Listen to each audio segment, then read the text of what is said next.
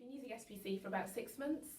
NHS Improvement came and visited us to give us a board workshop around the use of SPC, and in that workshop they presented to us our own data using our current, or at the time our current methodology of red, amber, green rating, and then they presented what it would look like using SPC.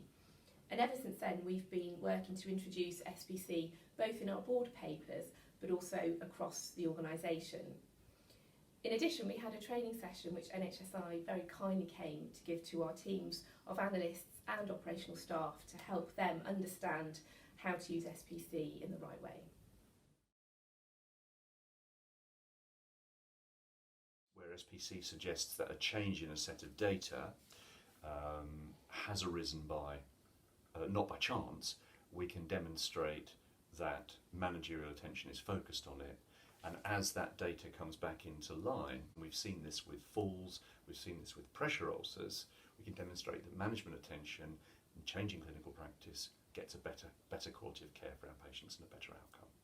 It encourages people to focus on the really important things that people need to focus on. So there's less time wasted looking at small shifts in performance, which might be expected due to natural variation. It's a more effective use of resources, I think. Conversation's gone from being drawn into concerns about data changes that are probably arisen by chance to having a much richer understanding of what the data actually means. What they're rightly focused on is how to provide the best patient care they possibly can. What they're not interested in is tick box exercises on their computer systems. And this is where SPC really comes in, because it helps us to concentrate our efforts on things that are really important. So it really engages frontline staff, it engages operational managers, and it's a clear way that you can visibly see progress.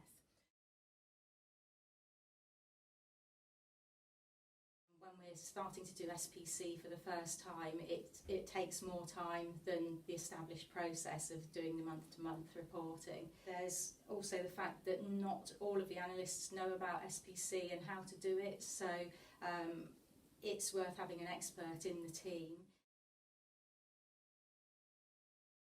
How we use it and the benefits at board level will continue to develop, I think, so we will focus on that going forwards.